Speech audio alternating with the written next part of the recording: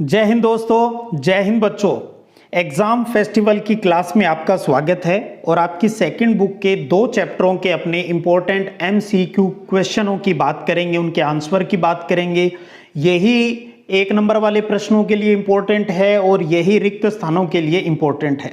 चलिए प्रश्नोत्तरी को आगे स्टार्ट करें। उससे पहले 1-2 बात, आपके कुछ प्रश्न आए हुए हैं उनकी भी कर लेता हूं। पूछ रहे हो कि सर बड़े प्रश्नों के उत्तर जो आप बता रहे हो वो तो शॉर्ट है। अरे भैया काय का शॉर्ट है, बड़ा प्रश्न 3 आएंगे 4-4 नंबर के। 250 शब्दों के आसपास लिखना होता है, आपको पता होना चाहिए। एक पेज में 250 से कहीं ज़्यादा शब्द हैं वो लिखे जाते हैं। ज़्यादा लंबी चौड़ी स्टोरियाँ लिखने से नंबर नहीं मिलते। पता नहीं आजकल के बच्चों के दिमाग में ये किसने डाल दी है भी, यानी 4 नंबर का प्रश्न है 4 पेज भर दो, 2 पेज तो कम से कम भरो। ऐसा कुछ नहीं होता है, ऐसा कुछ नहीं है। अगर 250 से कम शब्दों में भी लिखोगे और आपके उत्तर में ज्ञान है, जो चीज़ पूछी है वो लिखी है आपने, तो कोई माई का लाल आपको पूरे में से पूरे अंक देने से नहीं चूकेगा। आंसर कैसे लिखने हैं ये सारी चीज़ें हो चुकी है। चलो मैं समय के साथ इनको भी थोड़ा रिवाइज है वो करवाता रहूँगा साथ में। चलिए स्टार्ट करते हैं। आज का पहला ऑब्जेक्टिव क्वेश्चन, उदारवादी मॉडल से संबंधित देश नहीं है। उदारवादी पूंजीवादी मॉडल किस देश से संबंधित नहीं है? अमेरिका में अपनाया गया, ब्रिटेन में अपनाया गया, फ्रांस में अपनाया गया, किस में नहीं है भाई? सोवियत संघ में नहीं है, सोवियत संघ में नहीं है। तो द इसका उत्तर हो जाएगा। अगला प्रश्न देखिए, निम्न में से प्रथम पंचवर्षीय योजना का काल बताइए। प्रथम पंचवर्षीय योजना आपको पता है हर बार 1 अप्रैल से 31 मार्च तक चलती रही। आपको ये बताना है स्टार्टिंग कौन सी है। ऑप्शन आपके सामने लिखे हुए हैं, तो ऑप्शन 1 सही हो जाएगा। 1951 से 1956 तक, 1951 से 1956 तक। फटाफट आप भी साथ देते रहे। तीसरा है कि निम्न में से किस राज्य के मॉडल को विकेंद्रीकृत नियोजन के रूप में जाना जाता है? विकेंद्रीकृत नियोजन का सबसे आदर्श मॉडल स्टार्टिंग का रहा वो कौन सा है? ऑप्शन आपके सामने लिखे हुए, अच्छे से समझिएगा। विकेंद्रीकृत नियोजन, काम का बंटवारा, और वो है केरल। केरल यानी जन सहभागिता को साथ के लेकर काम किया जाता है यहाँ। और आपको पता है केरल साक्षरता दर भी वहाँ की 100% है। चौथा प्रश्न है, economics of performance, economics of performance के लेखक इनमें से कौन से हैं? ऑप्शन आपके सामने लिखे हुए हैं, कई बार अभ्यास कर चुके हैं इसका भी। ये किताब किसकी लिखी हुई है? तो वो है जे.सी. कुमारप्पा, जे.सी. कुमारप्पा। अगला प्रश्न देखिए, भारतीय लोकदल का गठन किसके द्वारा किया गया? एक किसान नेता के द्वारा किया गया। भारतीय लोकदल का गठन किसके द्वारा किया गया? भी सही उत्तर क्या होगा इन ऑप्शनों के अंदर से? वो है चौधरी चरण सिंह। किसान नेता चौधरी चरण सिंह ने भारतीय लोकदल का गठन किया था। अगला प्रश्न है कि स्वतंत्रता के पश्चात भारत में किस प्रकार नियोजित विकास की राजनीति के मॉडल को अपनाया गया? आज़ादी के बाद 2 ऑप्शन उसके सामने थे इंडिया के, या तो उदारवादी पूंजीवादी मॉडल अपनाया जाए या साम्यवादी समाजवाद मॉडल को अपनाया जाए। लेकिन इंडिया ने कौन सा अपनाया आपको पता है, और वो है मिश्रित मॉडल, यानी कुछ उदारवादी और कुछ साम्यवादी। तो तीसरा इसका सही ऑप्शन हो गया। अगला प्रश्न, 1967 में केंद्र सरकार ने कितने बैंकों का राष्ट्रीयकरण किया था? 15, 20, 14, 17। राष्ट्रीयकरण यानी सरकारी घोषित कर दिया, प्राइवेट जो थे उनको। कितनों का? 14 का। 14 बैंकों का राष्ट्रीयकरण कर दिया था। उस टाइम इंदिरा गांधी की सरकार थी केंद्र में, कांग्रेस की सरकार। अगला प्रश्न है, वर्तमान समय में नीति आयोग के अध्यक्ष कौन हैं? नीति आयोग के अध्यक्ष ऑप्शन आपके सामने लिखे हैं। आपको पता है पहले मार्च 1950 के अंदर योजना आयोग की स्थापना हुई थी, लेकिन केंद्र में बीजेपी गवर्नमेंट ने 1 जनवरी 2015 से योजना आयोग को समाप्त करके उसकी जगह एक नया आयोग लेके आए, और वो था नीति आयोग। 1 जनवरी 2015 से ये कार्यरत है, 1 जनवरी 2015। और इसका जो अध्यक्ष होता है, ध्यान रखिएगा, जो कि प्राइम मिनिस्टर होते हैं वही इसके अध्यक्ष होते हैं। तो प्राइम मिनिस्टर नरेंद्र मोदी हैं, तो इसलिए नीति आयोग के वर्तमान अध्यक्ष कौन होंगे? नरेंद्र मोदी। अगला प्रश्न, नीति की फुल फॉर्म क्या है? जो नीति आयोग बना उसकी फुल फॉर्म। तो सही उत्तर देखिएगा, आपके सामने ऑप्शन लिखे हुए हैं। सही उत्तर है बिल्कुल पहला option, national institution for transforming India. Hindi में बात करें तो उभरते भारत का राष्ट्रीय संस्थान। उभरते भारत का राष्ट्रीय संस्थान, ये नीति आयोग की हिंदी में फुल फॉर्म है। अगला प्रश्न है, निम्न में से आर्थिक विकास के लिए गांधीवादी योजना किसके द्वारा प्रस्तुत की गई थी? आर्थिक विकास की गांधीवादी योजना किसके द्वारा प्रस्तुत की गई? ऑप्शन आपके सामने लिखे हैं और वो है श्रीमान नारायण द्वारा। अगला प्रश्न देखिएगा 11वां, योजना आयोग है किस प्रकार का इंस्टीट्यूट है योजना आयोग? हालांकि अब वर्तमान में अस्तित्व में नहीं है लेकिन किताब में जिक्र है तो पढ़ेंगे। योजना आयोग क्या है? संविधानेतर निकाय है, संविधान से बाहर संविधानेतर निकाय है ये। अगला प्रश्न देखिएगा 12वां, भारत में शुरुआती दौर में विकास की जो नीति अपनाई उसमें निम्न में से कौन सा विचार शामिल नहीं था? कौन सा शामिल नहीं था ये ध्यान रखिए। शुरुआत के अंदर जो नियोजन डेवलपमेंट को लेकर अपनाया गया उसमें तो नियोजन है, उदारीकरण, कृषि उन्मुख, आत्मनिर्भरता। तो नियोजन रहा, कृषि उन्मुखता रही, आत्मनिर्भरता रही, कौन सा नहीं रहा? उदारीकरण, अकेला उदारीकरण यानी निजीकरण, ये चीजें स्टार्टिंग में नहीं थी शामिल। अगला प्रश्न है हरित क्रांति के दौरान किस फसल का सर्वाधिक उत्पादन हुआ?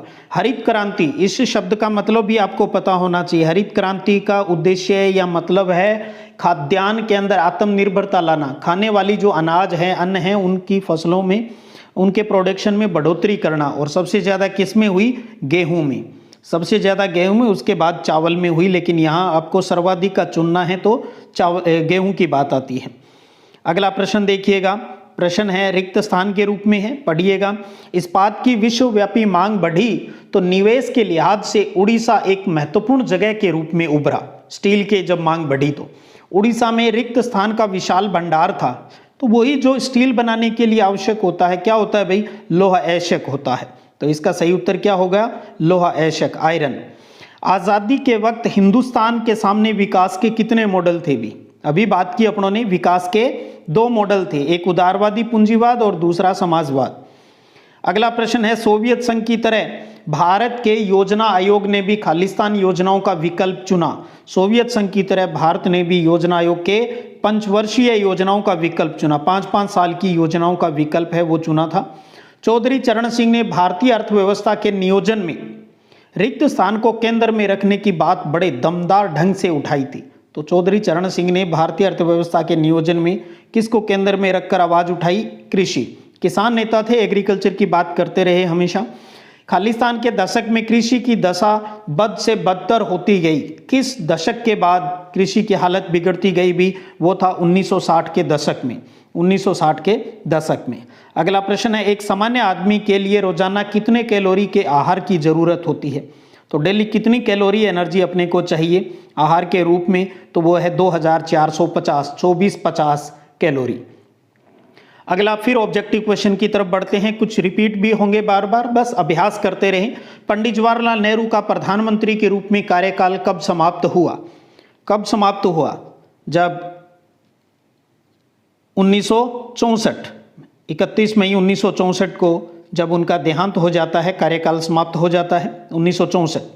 भारत के दूसरे प्रधानमंत्री, पहले प्रधानमंत्री पंडित जवाहरलाल नेहरू, दूसरे प्रधानमंत्री कौन रहे भी? दूसरे प्रधानमंत्री लाल बहादुर शास्त्री, 1964 से 1966 तक रहे ये। अगला प्रश्न देखिएगा, प्रश्न है अगला, क्या निम्न कथनों में से शास्त्री जी से संबंधित नहीं है? लाल बहादुर शास्त्री जी से कौन सा कथन संबंधित नहीं है? शास्त्री जी का कार्यकाल 64 से 66 रहा, ये सही है। शास्त्री के कार्यकाल में भारत पाकिस्तान युद्ध हुआ, ये बात भी सही है। जय जवान जय किसान का इन्होंने नारा दिया, ये बात भी सही है। भारत चीन युद्ध, भारत चीन 1962, तो यानी ये युद्ध इनके टाइम नहीं हुआ, तो कौन सा इनसे जुड़ा हुआ नहीं है? चौथा ऑप्शन नहीं है। तो ऑप्शनों के अंदर दी गई बात पर भी आप थोड़ा सा जरूर गौर कीजिएगा। अगला प्रश्न है फिर शास्त्री जी से संबंधित है, कौन सा कथन है वो लाल बहादुर शास्त्री से अतर्क संगत है, जो उनसे जुड़ा हुआ नहीं है? लाल बहादुर शास्त्री कांग्रेस संसदीय दल के निर्विरोध नेता चुने गए थे, ये सही है। लाल बहादुर शास्त्री देश के दूसरे प्रधानमंत्री रहे, ये भी सही है। नेहरू अपने अंतिम दिनों में शास्त्री पर निर्भर नहीं थे, बिल्कुल ऐसा तो कोई बात नहीं थी। शास्त्री कट्टर हिंदुत्व के लिए प्रसिद्ध थे, नहीं भाई, तो ये गलत ऑप्शन है। अगला प्रश्न देखिएगा 24वां, मोरारजी देसाई किस प्रांत के मुख्यमंत्री भी रहे थे? महाराष्ट्र, मुंबई, उत्तर प्रदेश, पश्चिम बंगाल। उस टाइम की बात करें तो आपको पता है मुंबई राज्य था और उसके मुख्यमंत्री रहे थे मोरारजी देसाई, जो कि कांग्रेस की जो सिंडिकेट थी उनके काफ़ी प्रमुख प्रभावशाली नेता थे, अपनी चलाते थे। अगला प्रश्न है लाल बहादुर शास्त्री के प्रधानमंत्री काल में इंदिरा गांधी कौन से मंत्रालय की मंत्री थी?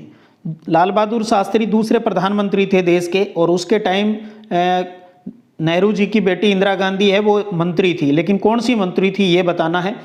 कौन सी भी थी? सूचना मंत्रालय, यानी इंफॉर्मेशन जो मिनिस्टर थी ये सूचना मंत्रालय में मंत्री थी।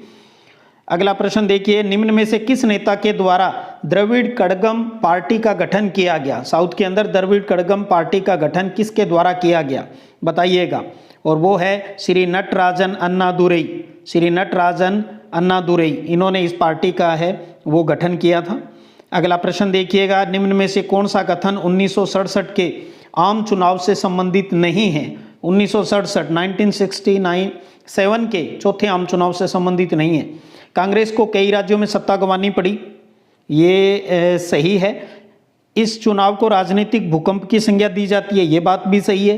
तमिलनाडु से के कामराज चुनाव हार गए थे, ये भी सही है। कौन सा सही नहीं है? महाराष्ट्र के अतुल्य घोष चुनाव हार गए थे, ये गलत कथन है भाई। अगला प्रश्न देखिएगा, निम्न में से मैनकाइंड और जन, ये इन पत्रिकाओं के संस्थापक है वो कौन रहे हैं, संपादक है वो कौन रहे हैं बताइएगा। ऑप्शन आपके सामने लिखे हैं, तो वो है राम मनोहर लोहिया। राम मनोहर लोहिया इनके संस्थापक संपादक है वो रहे हैं इनके। अगला प्रश्न है, दोपहर का भोजन यानी एमडीएम, मिड डे मील का संबंध निम्न में से किससे है? मिड डे मील का संबंध किससे है भी? के कामराज की, तमिलनाडु के थे के कामराज, यही वहां लेकर आए थे एमडीएम। अगला प्रश्न देखिएगा, 30वां क्वेश्चन, 1969 के राष्ट्रपति चुनाव में अपनी अंतरात्मा की आवाज पर वोट डालने का आह्वान किसके द्वारा किया गया था? ऑप्शन आपके सामने लिखे हुए हैं, बहुत प्यारा प्रश्न है, बताइएगा जल्दी से। बार बार जल्दी जल्दी पढ़ते रहें, कोई दिक्कत नहीं, उत्तर आ रहा है नहीं आ रहा प्रयास करते रहें, नहीं आ रहा तो बस याद कर लें, और कुछ और बाकी अब सोचने की ज़रूरत नहीं है। और सही उत्तर क्या है? इंदिरा गांधी ने, क्योंकि वो संजीव रेड्डी को तो हरवाना चाह रही थी। अगला प्रश्न देखिएगा, कांग्रेस पार्टी का प्रभुत्व केंद्र में कब तक रहा? स्टार्टिंग की बात आ रही है तो कांग्रेस पार्टी का प्रभुत्व सेंटर में कब तक रहा? 1947 से 1977 तक, 71 राज किया लगभग। 1947 से 1977 तक की बात आती है। अगला प्रश्न है, जय जवान जय किसान किसने दिया भी ये नारा? जय जवान जय किसान का नारा लाल बहादुर शास्त्री ने। लाल बहादुर बहादुर लाल बेमिसाल, नानक नन्हे ही रहे जैसे नन्ही दूब, और रुख सूख जाएंगे दूब खूब की खूब। लाल बहादुर शास्त्री से जुड़ी हुई ये पंक्तियां। 33वां प्रश्न, 1960 के दशक को खालिस्तान की संज्ञा दी गई है भाई, क्या दी गई है? खतरनाक दशक की संज्ञा दी गई है, बहुत बुरा हाल था उस टाइम। 1960 के दशक के अंदर खतरनाक दशक की संज्ञा है वो दी गई। लाल बहादुर शास्त्री ने खालिस्तान से खालिस्तान भारत के प्रधानमंत्री रहे भाई 1964 से 1966 तक, 1964 से 1966 तक। पंजाब में बनी गठबंधन सरकार को कौन सी सरकार कहा गया? पंजाब में बनी गठबंधन सरकार को संयुक्त विधायक दल की सरकार कहा गया, संयुक्त विधायक दल की सरकार। अगला प्रश्न है, बॉम्बे प्लान के बारे में निम्न में से कौन सा बयान सही नहीं है? बॉम्बे प्लान को लेकर, यह भारत के आर्थिक भविष्य के एक ब्लूप्रिंट था। इसमें उद्योगों के ऊपर राज्य के स्वामित्व का समर्थन किया गया था। इसकी रचना कुछ अग्रणी उद्योगपतियों ने की थी। इसमें नियोजन के विचार का पुरजोर समर्थन किया गया था। तो कौन सा गलत कथन है?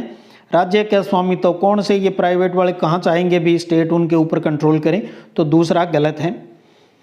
अगला प्रश्न देखिएगा, भारत में शुरुआती दौर में विकास की जो नीति अपनाएगी उसमें से कौन सा विचार शामिल नहीं था? तो ये प्रश्न तो अपना हूबहू पहले आ चुका है, कौन सा नहीं है अभी? उदारीकरण नहीं है इसके अंदर, नियोजन है, सहकारी खेती, आत्मनिर्भरता, ये सारी चीजें रही है। अगला प्रश्न है, भारत में नियोजित अर्थव्यवस्था चलाने का विचार ग्रहण किया गया था। बॉम्बे प्लान से, सोवियत खेमे के देशों के अनुभव से, समाज के बारे में गांधीवादी विचार से, किसान संगठनों की मांग से, तो कौन सा इसमें सही है ये बताना है। तो ध्यान रखिएगा ये सभी कथन सही है, ये सभी भारतीय नियोजन अर्थव्यवस्था को लेकर ये सारे कथन सही है। एक बार इनके नाम रीड कर लीजिएगा। अगला प्रश्न है, भारत सरकार द्वारा योजना आयोग की स्थापना है वो कब की गई थी? कब की गई थी? 1950 में, 1950 के अंदर मार्च 1950 में योजना आयोग की स्थापना की गई और अब उसके स्थान पर नीति आयोग आ गया है। ऑपरेशन फ्लड कार्यक्रम कब शुरू हुआ भी? ऑपरेशन फ्लड कार्यक्रम 1970 में ऑपरेशन फ्लड। और श्वेत क्रांति का संबंध किससे है? दुग्ध उत्पादन से, दुग्ध उत्पादन से श्वेत क्रांति का संबंध दुग्ध उत्पादन से है। भारत में सर्वप्रथम कितने बैंकों का राष्ट्रीयकरण किया गया था भी? कितनों का किया गया था? 14। इंदिरा गांधी के टाइम 14 बैंकों का राष्ट्रीयकरण है वो किया गया था एक साथ। पोस्को प्लांट कहाँ स्थित है, आपको ये बताना। पोस्को प्लांट चैप्टर की स्टार्टिंग में जिक्र आता है, वो किस स्टेट के अंदर है आपको ये बताना है। तो वो है उड़ीसा के अंदर। पोस्को प्लांट है वो किस स्टेट के अंदर है, उड़ीसा के अंदर है। अगला प्रश्न देखिएगा 43वां, दूसरी पंचवर्षीय योजना की शुरुआत खालिस्तान में हुई। पहली थी कब से कब थी, आपको याद होना चाहिए 51 से लेकर 52, 53, 54, 55, 56 तक थी। तो दूसरी कहाँ से स्टार्ट होगी फिर 1 अप्रैल 1956 से स्टार्ट हो गई। फिर 5 साल जोड़ ले, 5 साल की योजना है। तो दूसरी पंचवर्षीय योजना की शुरुआत 1956 से हुई। निम्न में से किस नेता ने कांग्रेस के शासन को अलोकतांत्रिक और गरीब लोगों के हितों के विरुद्ध बताया था। कांग्रेस के शासन को किसने बताया था भी अलोकतांत्रिक है और गरीब लोगों के हितों के विरुद्ध है ये। ऑप्शन आपके सामने लिखे हैं और वो है राम मनोहर लोहिया। राम मनोहर लोहिया ने ये बात कही थी। अगला प्रश्न है, जय जवान जय किसान नारा किसने दिया। सोचने की जरूरत ही नहीं है भाई, इसमें किसने दिया, लाल बहादुर शास्त्री ने। लाल बहादुर शास्त्री ने। गरीबी हटाओ का नारा किसने दिया। गरीबी हटाओ का नारा, बहुत अच्छा प्रश्न है। गरीबी हटाओ का नारा इंदिरा गांधी ने दिया, याद रखिएगा। फिर किस चुनाव में दिया था ये भी याद रखो। गरीबी हटाओ का नारा किसने दिया, इंदिरा गांधी ने दिया। अगला प्रश्न है, प्रथम प्रधानमंत्री जवाहरलाल नेहरू की मृत्यु कब हुई भाई, कब हुई थी 1964 में, 1964 में। और उसके बाद शास्त्री जी प्रधानमंत्री बने। लाल बहादुर शास्त्री जी की मृत्यु कहाँ पर हुई, भारत से बाहर जाकर हुई, ध्यान रखिएगा। लाल बहादुर शास्त्री जी की मृत्यु ताशकंद में, जो कि वर्तमान में उज्बेकिस्तान की राजधानी है। ताशकंद के अंदर ताशकंद समझौता हुआ था शास्त्री जी और पाकिस्तान के प्रधानमंत्री के बीच। चौथे आम चुनाव कब हुए थे ये बताना है। चौथे आम चुनाव कब हुए थे भी, चौथे आम चुनाव 1967 के अंदर, तीसरे 1962 में, उसके 5 साल बाद 67 में, 1967 में। कांग्रेस ने 10 सूत्री कार्यक्रम कब अपनाया, कांग्रेस ने 10 सूत्री कार्यक्रम कब अपनाया भाई, कौन से ईयर में अपनाया, देखिएगा गौर से। ऑप्शन आपके सामने लिखे हुए हैं। मई 1967 में कांग्रेस ने 10 सूत्री कार्यक्रम कब अपनाया, मई 1967 के अंदर। अगला प्रश्न है, कांग्रेस ने खालिस्तान के चुनाव गरीबी हटाओ का नारा दिया था। कांग्रेस ने किस ईयर के चुनाव में गरीबी हटाओ का नारा दिया था बताइएगा, कौन सा है। 1971 के जो लोकसभा चुनाव थे, 1971 के लोकसभा, 5वें जो लोकसभा चुनाव थे 1971 में गरीबी हटाओ का नारा दिया था इंदिरा गांधी ने, गरीबी हटाओ का नारा। अगला प्रश्न, 1963 के में के कामराज ने प्रस्ताव रखा कि सभी वरिष्ठ कांग्रेसी नेताओं को इस्तीफा दे देना चाहिए ताकि युवा पार्टी कार्यकर्ता कमान संभाल सके। यह प्रस्ताव किस नाम से मशहूर हुआ था ये बताना है। सिंडिकेट, कामराज, मंडल आयोग, योजना आयोग, किस नाम से प्रसिद्ध हुआ, ये कामराज योजना के नाम से प्रसिद्ध हुआ था। कामराज योजना क्या है, तो आप प्रश्न की लाइन पढ़ ले, वो इसका आंसर हो जाएगा। अगला प्रश्न है, 1969 में जब संजीव रेड्डी को कांग्रेस पार्टी की तरफ से राष्ट्रपति पद के उम्मीदवार के रूप में खड़ा किया गया तब वो किस पद पर कार्यरत थे। बहुत प्यारा प्रश्न है। प्रधानमंत्री, उपराष्ट्रपति, लोकसभा अध्यक्ष या योजना आयोग के उपाध्यक्ष। तो वो उस टाइम थे लोकसभा अध्यक्ष थे भी, लोकसभा अध्यक्ष, लोकसभा अध्यक्ष। अगला प्रश्न है, 5वें आम चुनाव खालिस्तान के फरवरी माह में हुए। तो अब ध्यान रखिए, पहला कब हुआ, दूसरा कब हुआ, तीसरा कब हुआ, चौथा कब हुआ और 5वें आम चुनाव कब हुए बे, 1971 में, 1971 के अंदर, 1971 में, ध्यान रखिए 1971 के अंदर। पहले हमने 67 की बात की, भी पहले 52 में हुआ, फिर 57 में, फिर 62 के अंदर हुआ और 62 के बाद 63, 64, 65, 66, 67 के बाद फिर 69 में आ गया, 1971 में आ गया। तो 5वां आम चुनाव है वो 1971 में हुआ। इस प्रकार से आप ईयर जोड़ें, सेट करें दिमाग में कौन सा है। यहाँ बोलने का मेरा यही उद्देश्य था भी आप भी इसी प्रकार कैलकुलेशन करें, न कि हम उसका रट्टा मारे में ठीक है ये हुआ उस टाइम हुआ, थोड़ा सा रफ काम। अगला प्रश्न, 1967 के चुनाव में निम्न में से कौन कौन से बयान हैं वो सही है, आपके सामने लिखे हुए हैं। आप पहले बयान को पढ़ लें अच्छे से भी इनमें से कौन कौन सी बातें सही है। कांग्रेस लोकसभा के चुनाव में विजय रही लेकिन कई राज्यों में विधानसभा का चुनाव वह हार गई। कांग्रेस लोकसभा के चुनाव में भी हारी और विधानसभा के सभी में तो नहीं था। कांग्रेस को लोकसभा में बहुमत नहीं मिला लेकिन उसने दूसरी पार्टियों के समर्थन से गठबंधन सरकार बनाई, हाँ ये भी ठीक है। कांग्रेस केंद्र में सत्तासीन रही और उसका बहुमत भी बढ़ा, कहाँ बढ़ा था, बाद में तो हालत खराब होती गई एक बार तो इसमें अब आपको ये बताना है कौन कौन से कथन सही है। अभी 1, 2 सही है, 1, 2, 3 सही है, 1, 3 सही है, उपरोक्त सभी। कौन सा इसका सही उत्तर होगा? सही उत्तर है ऑप्शन कौन सा भाई? ऑप्शन 3, ऑप्शन 3 इसका सही है। यानी पहला और तीसरा चुनाव विजय रही, लेकिन कई राज्यों में हार भी गई और कांग्रेस को बहुमत स्पष्ट नहीं मिला। दूसरों के समर्थन से ये गठबंधन सरकार है वो बनाई थी। तो इस प्रकार से 2 चैप्टर के अपने और MCQ क्वेश्चनों का अभ्यास है वो कर लिया है, और ये PDF आपको टेलीग्राम पर भी शेयर कर दूंगा। कुछ देखना हो तो वहाँ से आप दोबारा इसको रिवाइज है वो कर सकते हो। बस आप सतत आगे बढ़ते रहें बिना किसी प्रेशर के, किसी भी तरीके का टेंशन आपको नहीं लेनी है। और इन चैप्टर के बाहुबली सीरीज़ है वो भी कंटिन्यू चलती रहेगी। कोशिश रहती है दिन में 3-3, 4-4 क्लास लेकर आपका रिवीजन होता रहे, और वीडियो भी मुश्किल से 12, 13, 14, 15 मिनट का ही होता है, ताकि आपका ज़्यादा टाइम वेस्ट है वो भी नहीं हो। क्योंकि 21 अप्रैल को पॉलिटिकल साइंस का पेपर है, तो इसलिए हमने ये फटाफट सीरीज़ है वो चला रखी है। बस रिवाइज करते रहें। और किसी भी चैप्टर विशेष को, टॉपिक को लेकर आपको किसी बच्चे को समस्या है तो मैं कहूँगा आप डिटेल वीडियो में जाएं प्लेलिस्ट के अंदर, और वहाँ उसको थोड़ा सा फास्ट करके स्पीड बढ़ाकर आप उस वीडियो को थोड़ा सा रिवाइज कर लें। मुश्किल कुछ नहीं है, पॉलिटिकल तो बहुत आसान है, एक कहानी की तरह है। ज़रूरत है एक रिलैक्स और फ्रेश मूड से बस उस स्टोरी को सुनने की। चलिएगा, जल्द ही फिर मिलते हैं, तब तक जय हिंद, जय भारत।